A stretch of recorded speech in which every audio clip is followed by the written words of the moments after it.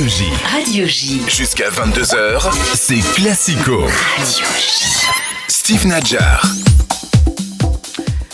Bonsoir, je suis un peu surpris par la musique. Bonsoir Stéphane Cohen. Bonne année à tous. Et bonne année, meilleurs vœux. Merci d'être avec nous. Vous signez chez Solar une biographie événement consacrée à Pelé, décédé, on le rappelle, à la fin du mois de décembre. Avant d'écrire ce livre, Stéphane Cohen, à quoi était associé Pelé dans votre imaginaire personnel ? Alors écoutez, vous et moi, manifestement, on n'est pas de la même génération. Il y a un petit décalage, un petit gap, différence d'âge.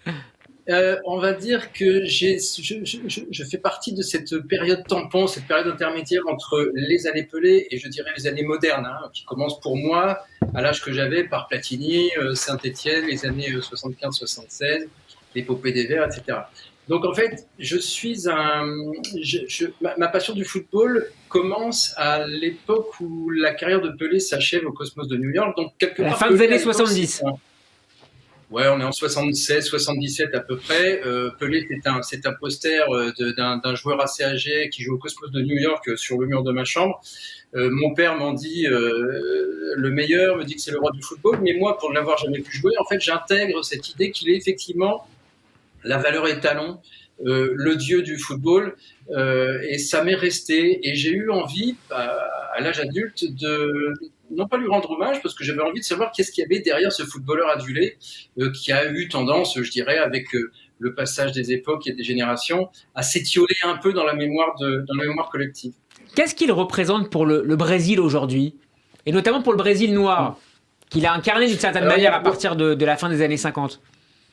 Il y a plusieurs Brésils, il y a eu plusieurs Brésils. Alors, si on remet ça dans le contexte des années 50, qui était celui de la junte militaire, il faut se remettre dans une période où être noir et être blanc, c'était pas du tout la même chose de façon sociétale que ça l'est aujourd'hui. C'est-à-dire que le problème était beaucoup plus important pour un noir qui voulait accéder à une simple dimension sociale classique et normale. La presse blanche de l'époque, la presse conventionnel, un peu réactionnaire, on va dire, lui a reproché de fréquenter une blanche, Rosemary Shelby, mais de la même manière, les activistes noirs politisés de l'époque lui ont aussi reproché de sortir avec une blanche. Donc il a toujours été un peu, toute sa vie, prisonnier entre beaucoup de choses, les attentes et les aspirations des uns et des autres à vouloir lui faire dire ou penser ou faire ce que eux estimaient le meilleur. C'était également le cas, oui. Je vous en prie. Il y a eu plusieurs images de Pelé était adulé à Santos, il était beaucoup moins à Rio, mais ça c'était on va dire une guerre de clochers. Et puis il y a tout un tas de choses, vous savez, la vox populi est un peu fragile, elle est changeante, elle est frivole. Quand, par exemple, en 1974, le gouvernement fait des pieds et des mains pour essayer de le faire jouer sa 4e Coupe du Monde en RFA, et qui dit non pour les raisons qu'on imagine, il est en fin de carrière, il n'en peut plus, il est fatigué. Bon, l'année suivante, il signe au Cosmos de New York, et là, les Brésiliens, ils comprennent pas. Ils comprennent pas que leur meilleur joueur, même sur la fin de sa carrière, leur a dit non à eux pour l'équipe nationale, et soit parti dans un club de 3e ou 4e rang, quasi inexistant, quelques mois après. Et ça a été toujours un petit problème de relation entre le peuple brésilien et Pelé, à qui certains reprochaient son goût de l'argent, par exemple. Moi, à titre personnel, j'ai envie de vous dire, quand on est né pauvre comme lui, on a un peu le droit aussi d'être fier d'en gagner. Vous parliez d'attentes tout à l'heure, Stéphane Cohen. Il y a eu des attentes également sur le plan politique. Certains attendaient qu'il s'exprime publiquement, politiquement contre la junte militaire. Il a regretté beaucoup plus tard de ne pas l'avoir fait. Est-ce que simplement il n'était pas suffisamment mature sur le plan politique par son parcours pour s'exprimer, ou c'est d'autres considérations qui sont entrées en jeu à ce moment-là ? Pelé était complètement prisonnier de son image. C'est pour ça qu'il faisait la différence entre Pelé, l'homme public, et Dico, qui était le surnom que lui donnaient ses proches. Pelé a toujours été très très loin d'une collusion avec le gouvernement et des différentes juntes militaires successives. Il n'a jamais été politisé. Le seul problème de Pelé, c'était d'être Pelé. Pelé avait à peu près quelques dizaines ou centaines de millions d'autres Pelé qui souhaitaient être Pelé à sa place et qui pensaient à sa place et qui croyaient que la meilleure façon de penser était la leur. Donc Pelé a toujours été prisonnier de ça. Et comment faire pour satisfaire ou ne pas satisfaire tout le monde? Il faut rentrer un peu dans le rang. Quand je vois par exemple que Paulo César dans les années 80 a critiqué ouvertement et médiatiquement le comportement, plutôt le manque de comportement politique de Pelé dans les années 70, c'est oublier que lui-même a fait partie des vainqueurs du mondial 1970 et qu'il a été comme les autres et qu'il a comme les autres accepté tous les cadeaux d'entreprises d'État ou d'entreprises privées qui ont été faits à tous les joueurs vainqueurs dans la foulée du titre. Lui-même est allé au siège du gouvernement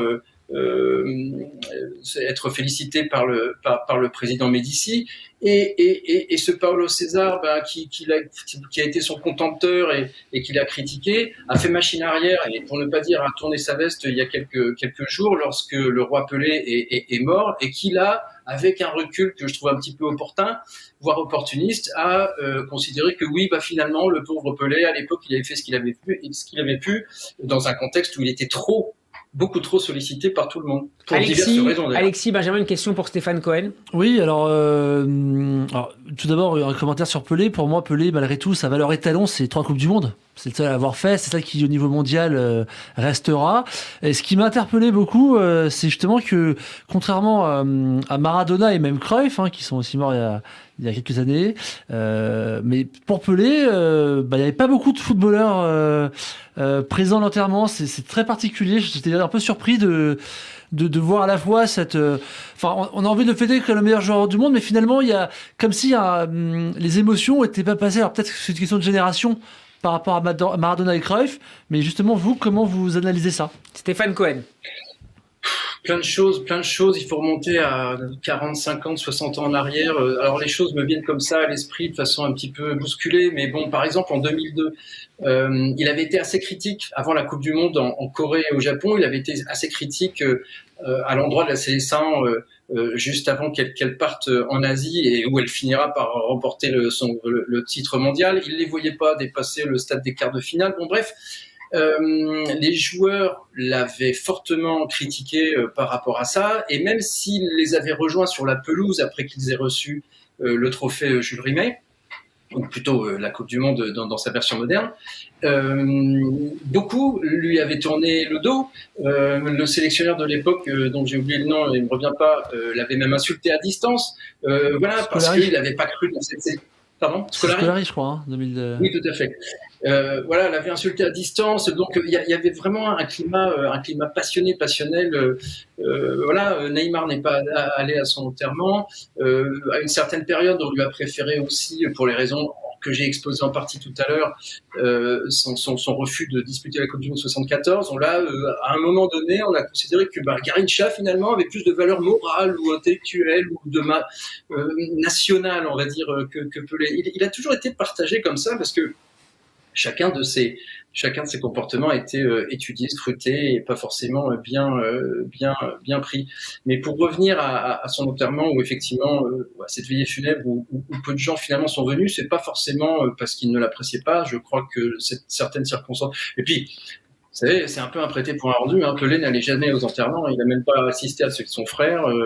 Et voilà, il détestait l'idée d'aller rendre visite à quelqu'un dans son masque mortuaire. Et voilà, finalement, c'est une logique qui boucle la boucle.